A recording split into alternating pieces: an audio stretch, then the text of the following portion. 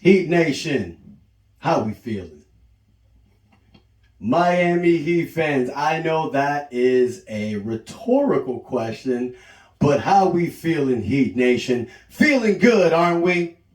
We're feeling damn great because last night the Miami Heat defeated the New York Knicks 109-101 to take a 3-1 series lead. Damn, that feels good. Come on.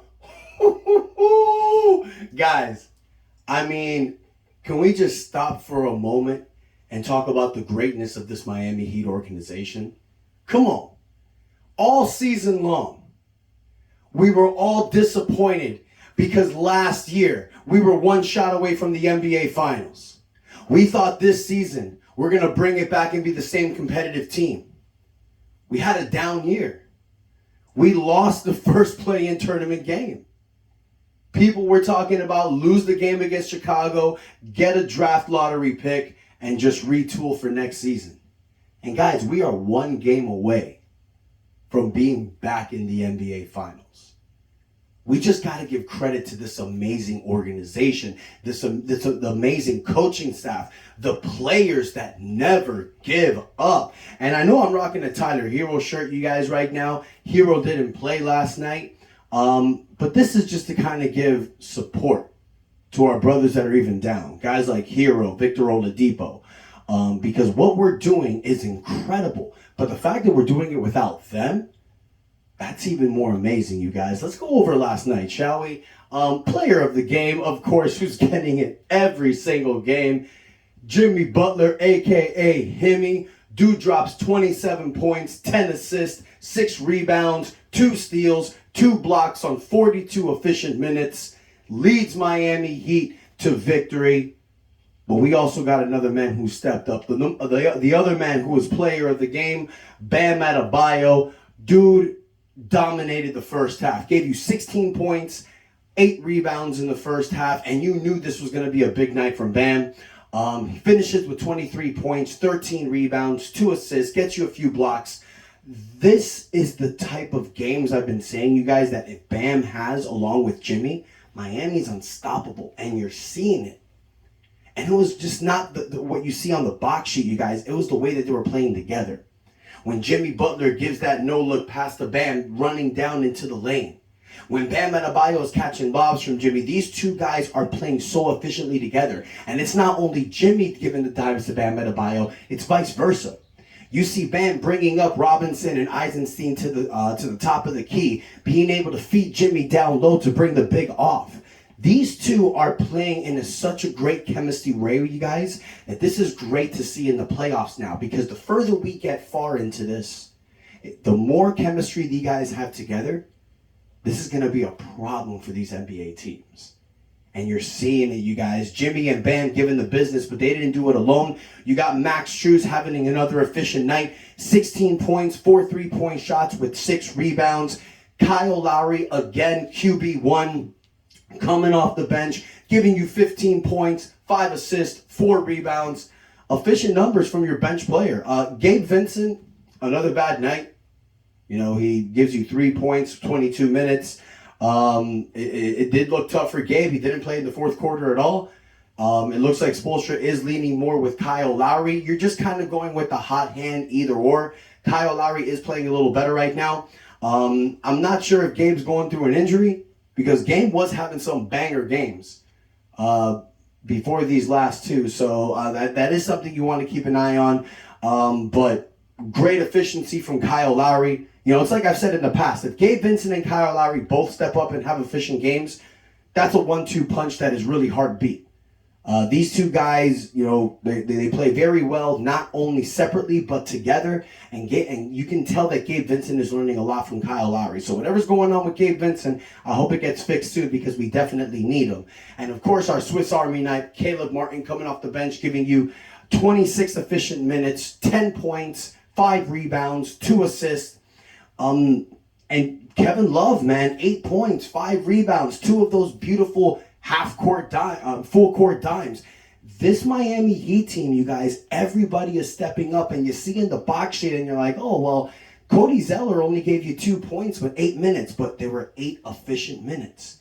Dude was out there boxing out people, setting great screens, being a good body. Haywood Highsmith, 2 points, 2 rebounds, 6 efficient defensive minutes.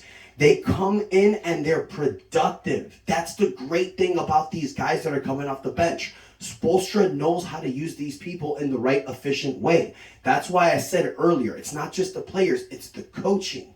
This is a great team effort. This was a great victory on a team effort, you guys. Everybody stepped up. I mean, Duncan Robinson, 3 points in 11 minutes.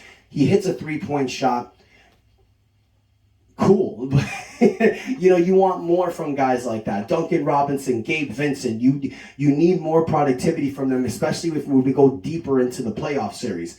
Jimmy will put on his Hemi cape if he has to, but the more help, the better, obviously. The New York Knicks, you guys, their 3-headed monster, they did their thing. Jalen Brunson, RJ Barrett, Julius Randle all scored over 20 points. Julius Randle had 20, but then you didn't really get any productivity from anyone else. Quickly, he is injured right now. He's their 6th man coming off the bench. You can tell that's a huge hit for them.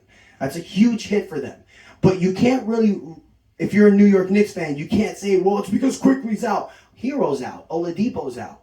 Next man up. You got to have guys that step up to pull the plug. Josh Hart only gave you 4 points on 22 minutes. Hartenstein gives you 2 points on 15 minutes. Grimes, he gives you 42 minutes with just 9 points. You need these guys to step up to beat a Miami Heat team. So right now, you guys, I mean, when you're thinking about it, the Heat can close this out in 5. I talked about Heat in 6 in the beginning of this series. Miami has completely taken the momentum of this game, of this series. We're up 3-1. We're going to New York. It's very similar to Milwaukee. Jimmy Butler smells blood. Jimmy Butler wants to close this out in 5. You got Philadelphia and Boston. They're tied 2-2. So that series is probably going to go the distance. If you're Miami, you want to close this out as soon as possible to rest your key players. I know it doesn't sound smart having a week off or 5 days off for certain players, but that did happen last year. And Miami picked up right where they're left off. I don't think that's going to be a problem. I think with Jimmy Butler tweaking his ankle, with Kyle Lowry's knee injury, Bam Adebayo on and off with this hamstring thing, more rest for these guys, the better. I think right now, the goal is not to say, hey, we can go back to Miami to close this out. You want to give this the same attention that you gave Milwaukee. Because I will say this, you guys. Be cocky Heat fan all you want. Say, yo, 3-1, Heat in 5, New York Knicks, bing, bong, blah, blah, blah, blah, blah, blah, blah, blah. New York is a team that they thrive on momentum. If you give New York Game 5, all they have to do is get 1. And then you get Game 7 back in Madison Square Garden. That is something you want to completely avoid if you're this Miami Heat team. We have all the momentum our way. Right now, you need to go to New York and close this out. That is best case scenario for this Miami Heat team. Look, I'll be honest with you guys. There is no way I feel that New York is going to come back to Miami Game 6 and close this out if they beat us in Game 5. No way I see that happening. Miami will not allow that. But if you're the Heat team, you want to finish this in 5. I understand that's the most obvious thing to say, but you got to look at it from this perspective. Does the NBA want this series to drag out to make more money? Absolutely. Scott Fisher's not allowed to officiate until Game 7, so you know that's not going to happen in Game 5. But you can't put this on just the referees, you guys. If you're a Knicks fan, I'm sure you saw some questionable calls last night. I saw it myself. There were some calls I was like, damn, that's a little weird. But it's been on both fronts as well. You can't put it on just the referee. I know I kind of said that in Game 2, but if you go back, I not only said that, I said in Game 2, Miami lost that game themselves. Bam Adebayo played poorly. We gave up a lot of rebounds. We missed a lot of crucial shots in the end. So the loss was our fault mainly. But Scott Fisher did have a little hand in it. But you can say that about certain games as well in this series. But last night, what did the Miami Heat do differently that they didn't do all season? Or all series, Rebound better. In the fourth quarter especially, Miami was diving after the ball. diving after offensive rebounds, something I haven't seen all series long. You have Mitchell Robinson down there, who's 7 feet, 233 pounds, getting muscled over by Bam Adebayo with certain rebounds. You don't see that happen all the time from Bam. Miami was playing with an aggression last night that they need to continue to move forward with every single game. That's the type of rebounding aggression you want to see, especially with this small team. Bam Adebayo is our biggest guy out there, you guys. We need that aggression going into Game 5. So my final thoughts on this, you guys, is that we need to close this out in Game 5. Bam Adebayo needs to be as hungry as he's been playing, especially this last game. This is the productivity that we need from Bam. Jimmy's got to continue to do his thing, and we need Gabe Vincent to get out of this slump that he's in.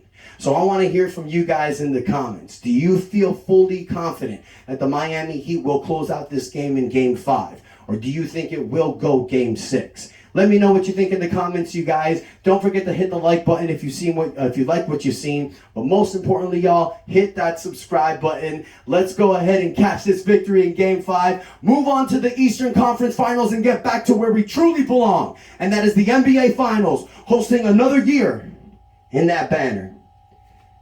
What hell of a story has it been so far, you guys? And what story will it be if we win it all this year as an 8th seed, losing a game in the play-in tournament?